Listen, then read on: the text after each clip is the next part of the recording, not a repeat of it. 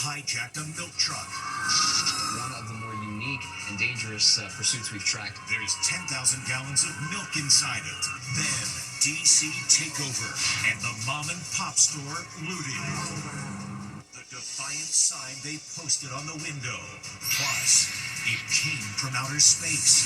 Can you believe this meteorite is older than planet Earth? Then, the passenger vaping on a plane.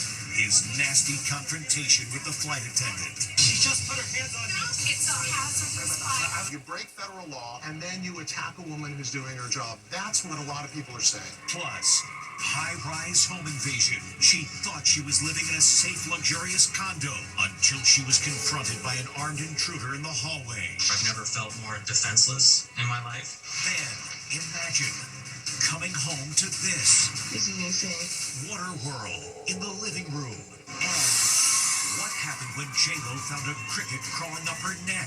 The Diva Flick. Now, Inside Edition.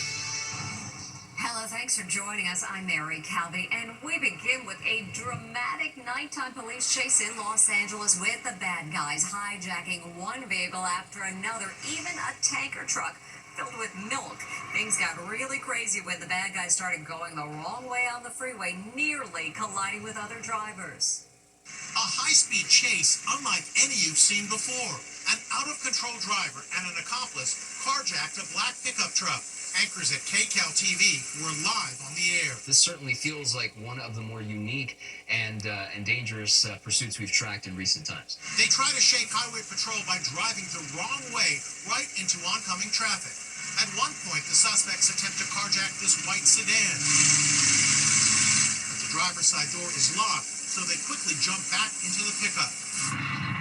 A short distance away, they try to commandeer the cab of a semi. But the quick-thinking driver hits the gas in reverse, and one suspect jumps back in the vehicle. What happens next is unbelievable. They rammed the front end of a giant 18-wheeler of all vehicles. Get this, it was carrying 10,000 gallons of milk.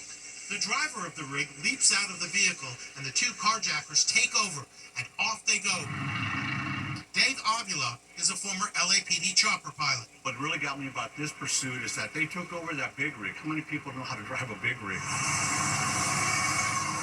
The chase hits side streets where the carjacked milk truck runs a red light. Look how they pass oncoming traffic in the wrong lane, barely avoiding head-on collisions. They abandon the milk truck at an underpass. Highway Patrol approaches with guns drawn, but the suspects had already escaped on foot. There they are. The men have now carjacked yet another truck. Sheriff's helicopter confirms this was a carjacking of this pickup truck. They were able to elude police, jumping from the pickup and escaping into the night. The suspects carjacked a total of 4 vehicles before getting away. Bloodshed and squalor, that's how President Trump is describing our nation's capital while defending his decision to send FBI agents to patrol the streets. And soon, 800 National Guard troops will also be fighting crime in D.C. But the president's opponents say crime is actually down in the city. Les Trent is in Washington with the latest. This is what was left after a gang of thugs looted a D.C. store. The store, which opened just 2 months ago, was swarmed by 30 youths who tore the place apart. Surveillance video shows youths stripping shelves and tossing their loot to the crowd outside. Look at the sign the defiant store owner posted on his front window. Evil thugs are looting our shops. We have video footage and will take action soon. And this is the heart-stopping moment cops race to confront a gunman in a D.C. park after shots are fired. This is the bodega that was looted. The terrifying incidents both took place over the weekend, examples of what the president says is a crime emergency in the nation's capital. I'm announcing a historic action to rescue our nation's capital from crime, bloodshed, bedlam, and squalor. The crackdown began Saturday night when 450 federal officers, including 120 FBI agents, took to the streets and made arrests for minor offenses. He's also deploying the National Guard. The White House press briefing room was packed. Wow, I've never seen a crowd like this. And the president was flanked by the Secretary of Defense, the Attorney General, and the FBI Director. We're going to take our capital back. We're taking it back. The president first hinted at the dramatic move a week ago when Elon Musk's right-hand man in Doge was left beaten and bloody after trying to stop a gang of carjackers. Conservative correspondent Brian Glenn, boyfriend of firebrand Congresswoman Marjorie Taylor Greene, told the president he was also a victim. I was robbed on the streets by one of these teenage thugs. Had a gun, got away with it. But D.C. Mayor Muriel Bowser says that crime in the city is at its lowest in 30 years. We haven't taken our foot off the gas, and we continue to look for ways to make our city safer. Now to crime down in Miami. This woman was taking out the trash in her high-rise building when she says a man came out of the elevator with a gun and forced her into her apartment. As Jim Murray reports, what happened next is terrifying. A woman who lives in a luxury Miami Beach high-rise is heading to the trash room on the 9th floor. At that same moment, the elevator opens. An intruder enters the hallway and confronts 29-year-old Kylie Holland. She says he forced her at gunpoint back into her apartment. Her fiancé, Jacob Kirstein, and his buddy are watching the Stanley Cup Finals on TV. He pointed the gun at us, said, "Get on the floor. I'm taking all your cash." So we got on the floor, and he's like, "I need $3,500 or I'm not leaving." Kirstein says he tried to reason with the home invader. So I started to stand up, and I was like, relax, like, we got you, we're going to take care of you. And he just pistol whipped me right in the head. Immediately, there was a mirror right in front of me, and I saw blood just shooting like a water gun out of my head. The suspect led everyone to the elevator. They thought they were going to be executed. I started thinking about my family, not being ready to leave them behind. The fact that, okay, I might actually die here today. Never been in a situation like that before. I've never felt more defenseless in my life. When the elevator reached the lobby, they screamed. The suspect ran off. The 31-year-old Brian Lopez was caught just a few blocks away. Police say the phones he had just stolen led them directly to him. Luckily, we were robbed by the world's dumbest criminal. He left his bag in our kitchen with his ID. Police told them they were lucky to walk away with their lives. They just kept saying, "You guys have no idea how lucky you are. This never plays out like this, where you guys survive and we catch the guy. This never happens like this." The three victims are suing the apartment complex for $12 million, claiming there is a lack of security. It was a fireball in the sky that had everyone looking up. Turns out it was a cherry tomato-sized meteorite that crashed right into a home in Georgia. Allison Hall spoke with a scientist, and wait till you hear how old he says this piece of space rock is. Look out! That's a meteorite crashing to planet Earth. Dashcams caught the flaming trail as it blazed through the blue sky. Here it is in slow motion. And get this, the meteorite crashed into a house in Georgia. It came straight through the ceiling and left a hole in the floor. Someone could have been very seriously hurt. Planetary geologist R. Scott Harris showed me a piece of the meteorite after it disintegrated on impact. Here are the other fragments. It actually went through the ceiling and into their living room. What happened? The homeowner was actually 14 feet away at a home office desk, had on noise-canceling headset, and still heard like a very, very loud gunshot. And then actually saw little bits of debris bouncing into the room where he was at. Get this, the meteorite is 4.56 billion years old, older than Earth itself. Now that's going out with a bang. Sure is, and the most popular time of the year to see meteors is actually this Tuesday and Wednesday nights, when under ideal conditions you can spot up to 100 per hour. You know, it's a big no-no on planes, smoking or vaping in the cabin. That's why when a man was caught taking a puff in the bathroom, he was called out by a flight attendant. Jim Murray spoke with the passenger, who's not getting a lot of sympathy today for the way he acted.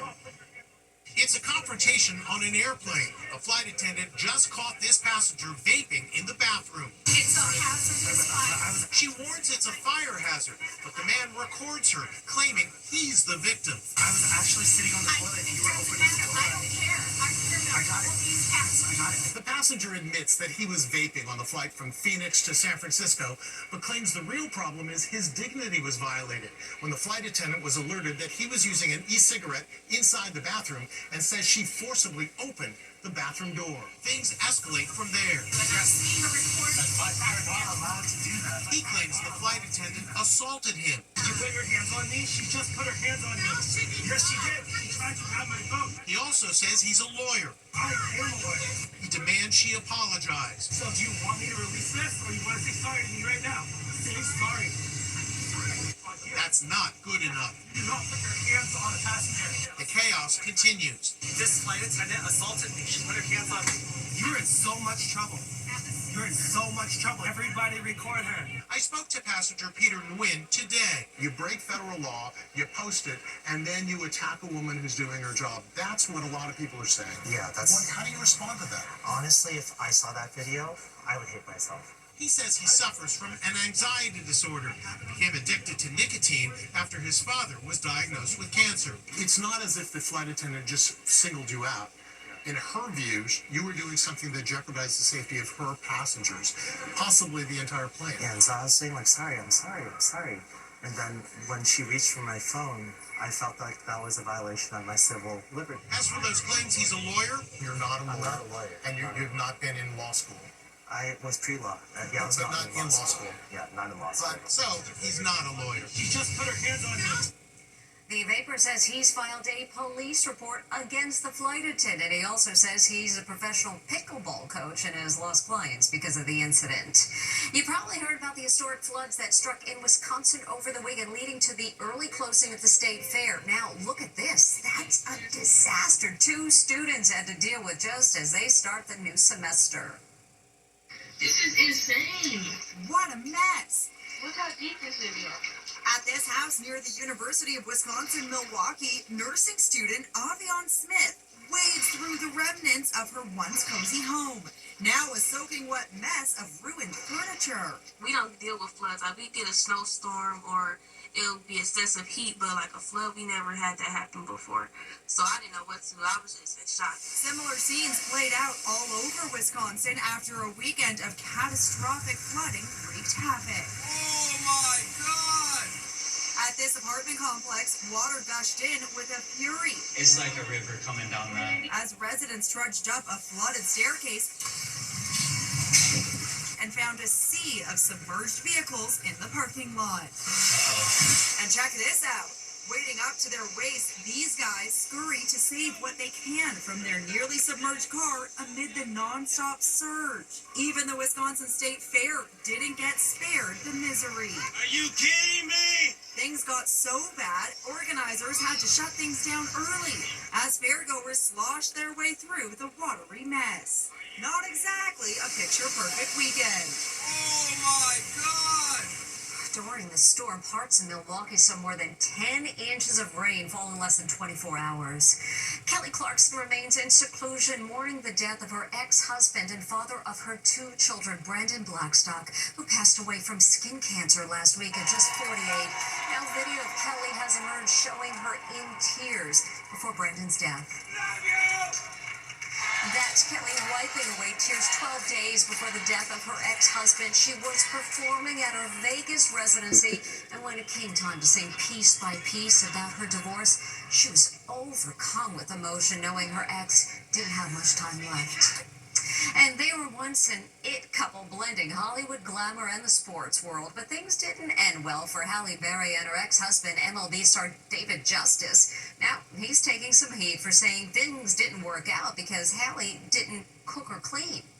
Halle Berry's ex-husband, David Justice, is causing a firestorm for what he's saying about their divorce nearly 30 years ago. In my mind, I'm thinking a wife at that time should cook, clean. Traditional. If we have kids, is this the woman I want to have kids with and build a family with? Halle's fans are taking him to task. You married Halle Berry to be your housewife? Sounds like he wanted a maid more than a wife.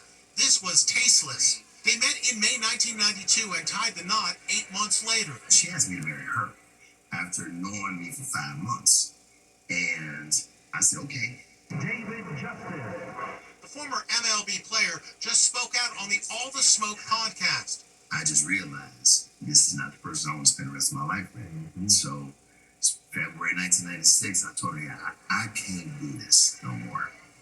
Halle Berry has not spoken publicly about her marriage to David Justice, except to say the divorce was a dark period of her life. Next, TV wars over ICE. They're there to protect American citizens. That's what I want to do. Why are you going on these ICE raids? I don't understand that. They've got a rap sheet, 12, 14 different cases long of child predators. There's a cricket crawling up J-Lo's neck. And what happened to Jamie Lee Curtis's lips? It's Rip Pumper. No, it's Rip Pumper. Inside Edition will be right back. Actor Dean Cain, best known for playing TV Superman, is finding himself under fire after announcing he signed up to be an agent working for ICE. Actor Dean Cain is firing back today at the backlash over his support for ICE. Hey everybody, Dean Cain here. He made a recruitment video for the agency, which is sparking outcry over immigration raids. And Cain claims he's working with them. I felt it was important to join with our first responders to help secure the safety of all Americans, not just talk about it. So I joined up. Now the 59-year-old actor, best known for playing Superman on TV back in the 90s, is getting slammed by John Oliver. You know, there's an old saying in Hollywood. If all you can get is Dean Cain, you are. On the plus side, no need for that guy to wear a mask because the chances of anyone recognizing are zero. Cain hit back. He stole that mask joke from the internet, and he also laughed hysterically when Trump said he was going to run for president. Case closed. Right now, people are doxing ICE agents. They're going after them. They're there to protect American citizens. That's what I want to do. Dr. Phil is also coming under fire from Bill Maher for riding along on ICE raids. Why are you going on these ICE raids? I don't understand that. You're a guy who we know for so many years who has been working to put families together. And now you're going on raids with people who are literally separating families. Explain that. That's bull. That's not bullshit. They're not separating families? No, the ICE raids I've been on, I've seen the files. They've got a rap sheet, 12, 14 different cases long of child predators that they're taking off the street.